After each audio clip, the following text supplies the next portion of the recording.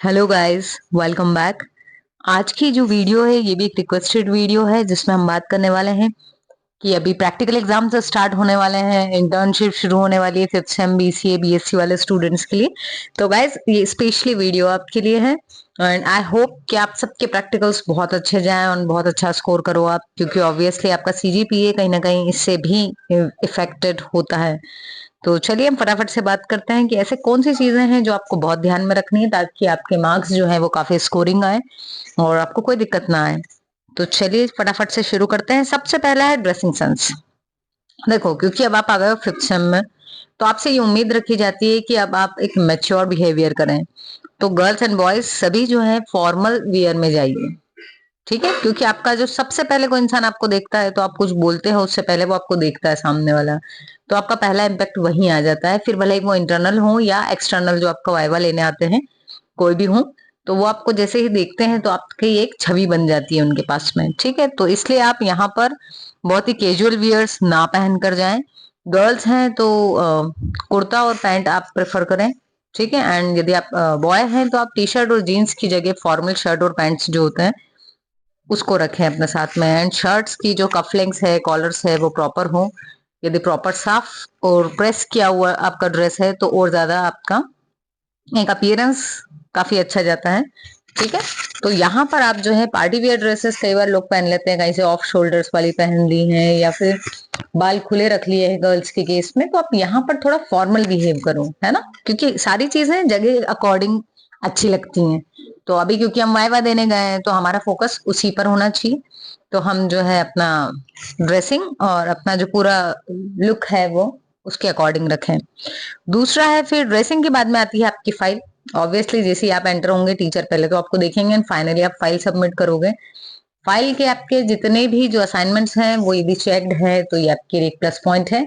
But in case यदि आपका कोई असाइनमेंट चेक नहीं है तो भी आपकी फाइल जो है वो नीट एंड क्लीन होनी चाहिए, प्रॉपर आपका नाम लिखा हुआ होना चाहिए, ठीक है?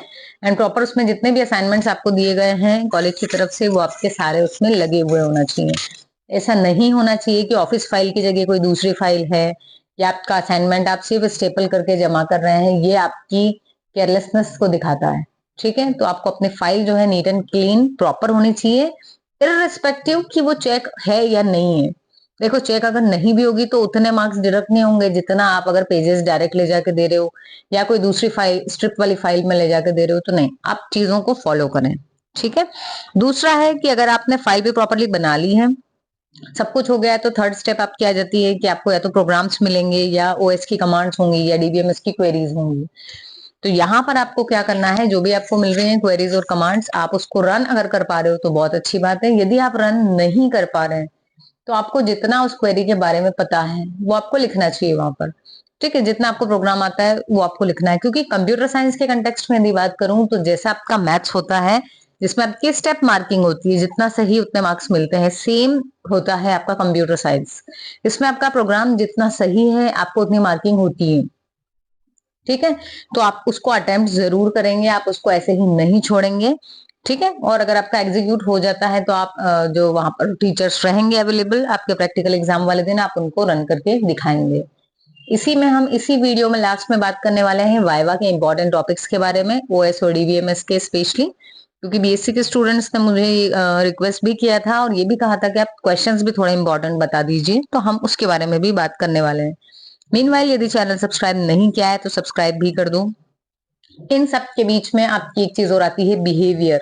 बिहेवियर दोनों से ही, जो आपके टीचर्स वहां पर हैं प्रैक्टिकल वाले दिन, इंटरनल मतलब कॉलेज वाले टीचर्स, और एक्सटर्नल यानी जो वाइवा लेने आते हैं। कई बार ये होता है कि जो वाइवा लेने आते हैं उनसे स्टूडेंट्स जो हैं किसी भी रीजन से वो पैनिक वे में बिहेव कर जाते हैं एंड जब वो जाते हैं तो वो बोल के जाते हैं कि ये पर्टिकुलर बंदा है, इसको तमीज नहीं थी, ठीक? तो इस तरीके का रिव्यू अपने लिए आप ना लें। आप सारे टीचर्स जो हैं भले ही वो आपके कॉलेज के हों या बाहर के, सबसे आपको पोलाइट वे में बोलना है।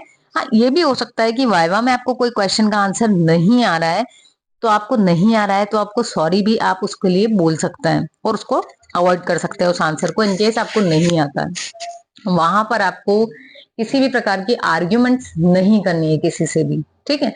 ये सारी चीजें जो है ये इम्पैक्ट डालती हैं, इसलिए मैं आपको यहाँ पर बता रही हूँ, ठीक है। क्योंकि आप 5th सेम के हो तो आपसे एक मैच्योरिटी की उम्मीद भी की जाती है कि आप इस तरीके से बिहेव नहीं करेंगे। एंड यदि आप 1st सेम के भी हो तो भी, क्योंकि आप कॉलेज में आ चुके हैं, तो अब आपको एक बाहर के जो वर्ल्ड है उसमें बिहेव करना आना चाहिए, है ना। And last but not least, knowledge base.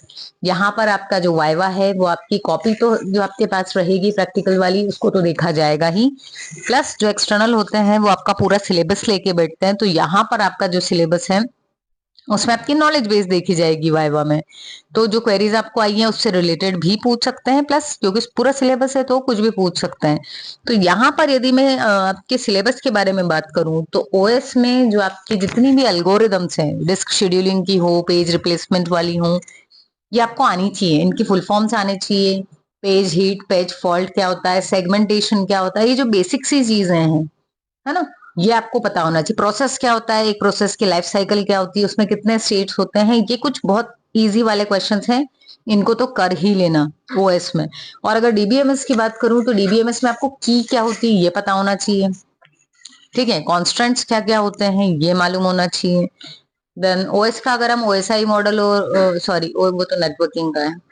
तो आपका डीबीएमएस की और चीजें देखें हम तो आपकी की हो गई, आपके टाइप्स ऑफ डेटाबेसेस हो गए, डेटाबेस खुद क्या होता है, ठीक है।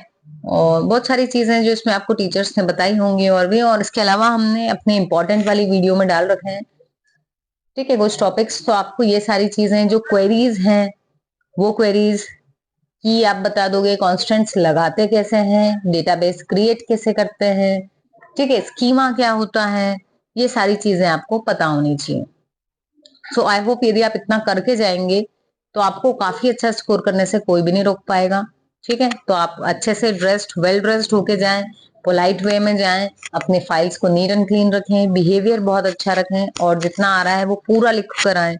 ये ना सोचें कि मुझको आधा आ रहा है या 1/4 ही आ रहा है, जितना भी आ रहा है आपको उतना आप लिखो, अपना तरफ से 100% दीजिए। सो आई होप ये वीडियो आपके लिए काफी हेल्पफुल रहे एंड आप लोग काफी अच्छा स्कोर करें। All the best dear students, मिलते हैं अपनी नेक्स्ट वीडियो में।